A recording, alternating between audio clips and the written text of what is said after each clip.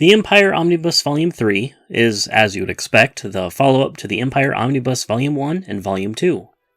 Those both focused on the stories that take place in the 19-year period between episodes 3 and 4. Volume 3 will also focus on that same era, but largely from an Imperial or bounty hunter point of view. But we'll start with the cover.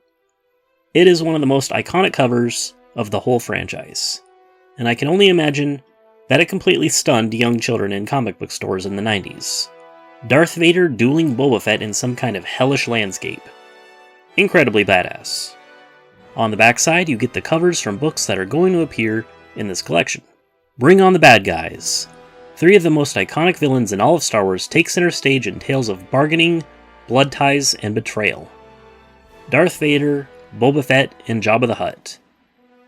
And if we take off the dust jacket, we get a collage of our boys Darth Vader and Boba Fett. Another great representation of what this book is all about. And if we flip it open to the table of contents, we see a collection of stories from various different runs, starting with the Jabba the Hutt miniseries, a few short stories from Star Wars Tales, Boba Fett Enemy of the Empire, Agent of the Empire, more Star Wars Tales, Force Unleashed 1 and 2, Blood Ties, Star Wars Empire Betrayal, and even more Star Wars Tales to close it off. All these stories are pretty short, but there's a lot of them, so I'll only do a brief summary of each one, and a spoiler warning from here on out. In Jabba the Hutt, the Gar Sapoon hit, Jabba's business associate tries to pull one over on the infamous gangster. They continue to screw each other over as the meeting goes, until Gar learns the hard way not to mess with the clever Hutt.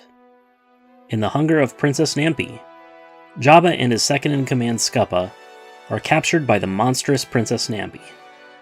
Scuppa is quick to switch allegiances, much to his downfall.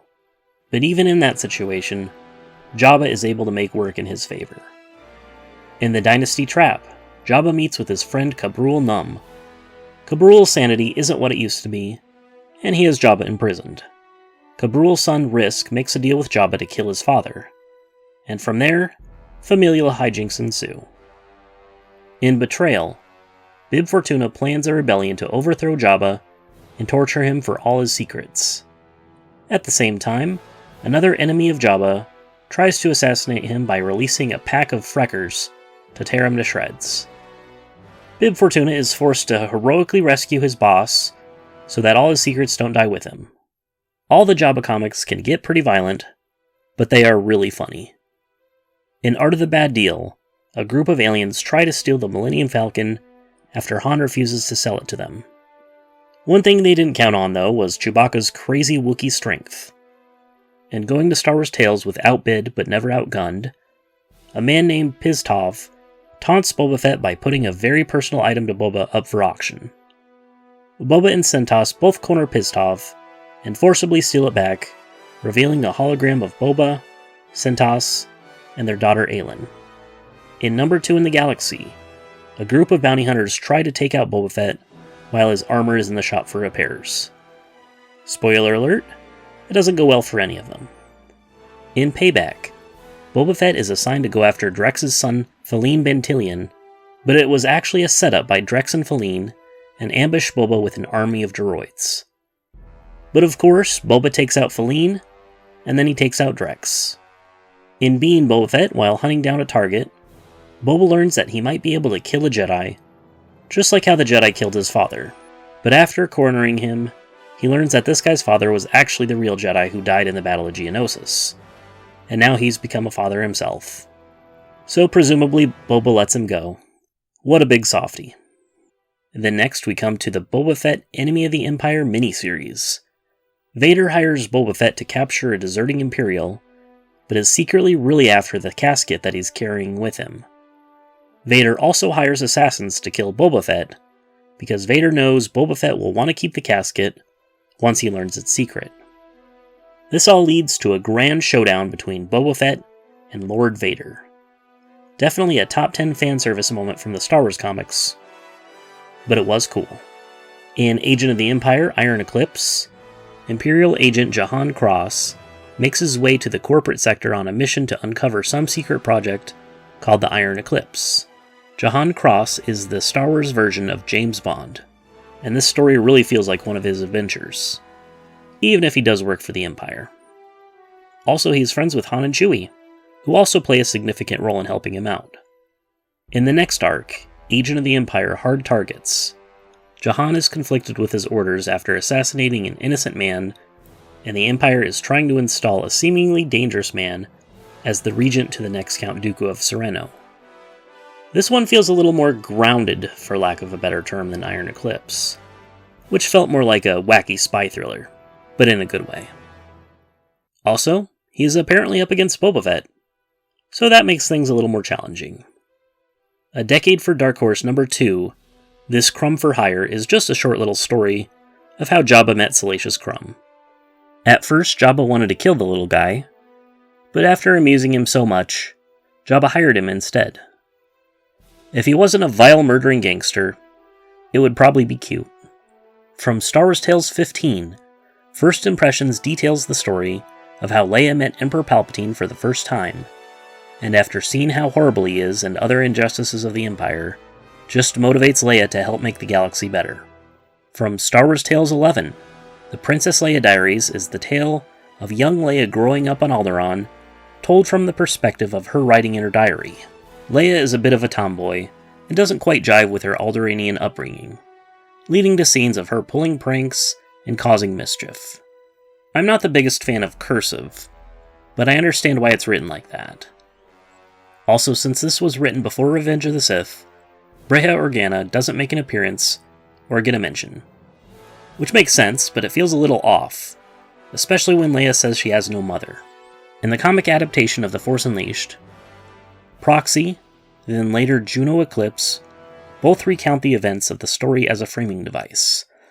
Palpatine and Darth Vader have his secret apprentice Starkiller round up the enemies of the Empire as a ruse of forming a rebellion, but inadvertently end up creating the Rebel Alliance with Starkiller's sacrifice. It's a truncated version of The Force Unleashed, but as an adaptation, I think it hits the main story beats. The Force Unleashed 2 comic adaptation, however, doesn't really follow the main story that closely. This is very much a companion piece to the game that retells the events from Boba Fett's point of view.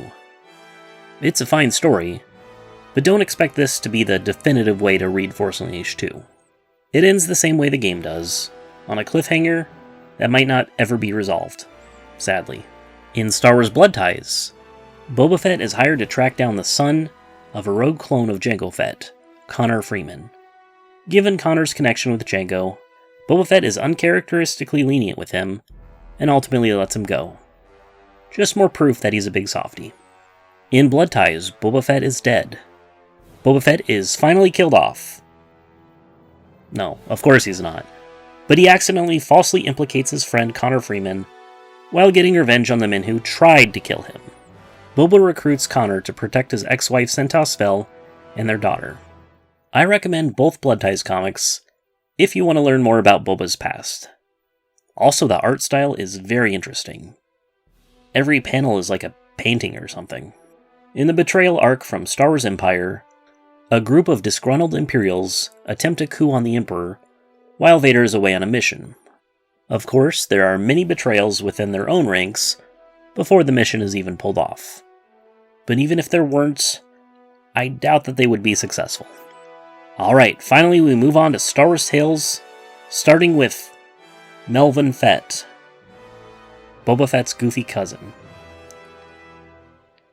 It's as dumb as it looks. Obviously not canon, but it's not even that funny. And then next is the value of proper intelligence to any successful military campaign is not to be underestimated.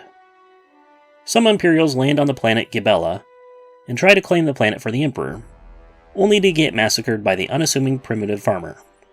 Spacefarers leave Gibella alone. The next is Kessel Run, apparently the complete and true story of how Han completed the Kessel Run. Turns out Han Solo is a big moron, and the Kessel Run was just a big prank his friends are playing on him. This may be the ugliest Star Wars comic I've ever read, using really blurry Photoshop pictures from the films. Just why? This comic also has the nerve to last so long. At least Melvin Fett was like 4 pages. Terrible. The final Tales story is Luke Skywalker Detective. Luke is challenged to a race by a bully named Gorm Aldorf.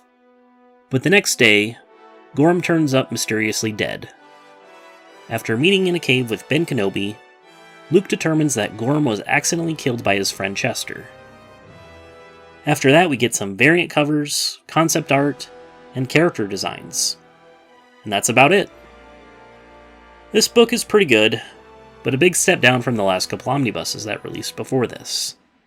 Maybe that's why the market price dropped from $150 back to $125. But still, do not buy it for that much. Wait for a discount. It also clocks in at about 1,000 pages instead of 1,300 pages.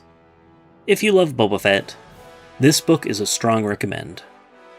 The Force Unleashed and Agent Cross comics were good too, but ending on those awful Star Wars Tales comics leaves a bad taste in my mouth.